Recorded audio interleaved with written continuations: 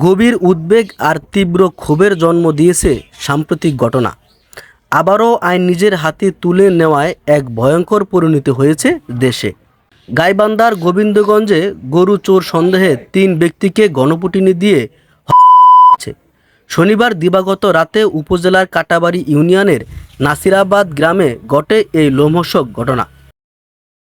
গোবিন্দগঞ্জ থানার ভারপ্রাপ্ত কর্মকর্তা ওসি বুলবুল ইসলাম এ তথ্য নিশ্চিত করেছেন। তিনি জানান, নিহতদের মরদেহ বর্তমানে গোবিন্দগঞ্জ থানায় রাখা হয়েছে এবং তাদের নাম পরিচয় জানার চেষ্টা চলছে।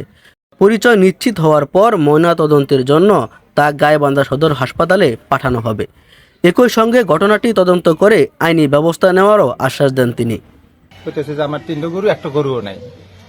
তো পরে দৌড়ে দেরি করে রাস্তায় সবাই গ্রামের দৌড়ে দেরি করে গেলাম, রাস্তায় যা হেরা ঘুরে আসলাম। ঘুরে আসার পরে বাড়িতে এসে এনে তো খারাপ আছে যে গরু মনে হয় নিয়ে গেছে গা, তেল তার গাড়িতে তুলে নিয়ে গেছে গা। ঘুরে আসা অনেকক্ষণ পর ওই চিল্লাচিল্লি শোনা যাইতেছে বহু দূর। চিল্লাচিল্লি শোনার পর আমরা গ্রামবাসী সবাই দৌড়ে দেরি করে গেলাম, যা দেখতেছি ধানের মধ্যে ওই আইলুর উপরে একটা গরু। ওই গরুটা আমরা নিয়ে আসতেছি, নিয়ে আসার পর পরে শুনি যে ওখানে পুকুরের মধ্যে ওই চোর পানিতে নামছে।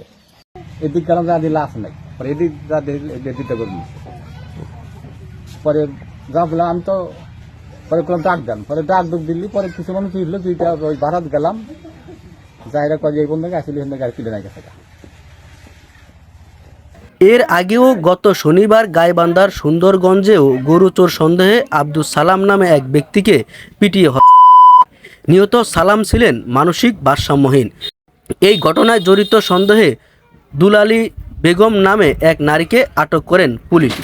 এই দুটি ঘটনা আবারও দেশের বিচার ব্যবস্থা ও সামাজিক সহনশীলতার উপর বড় প্রশ্ন তুলছে।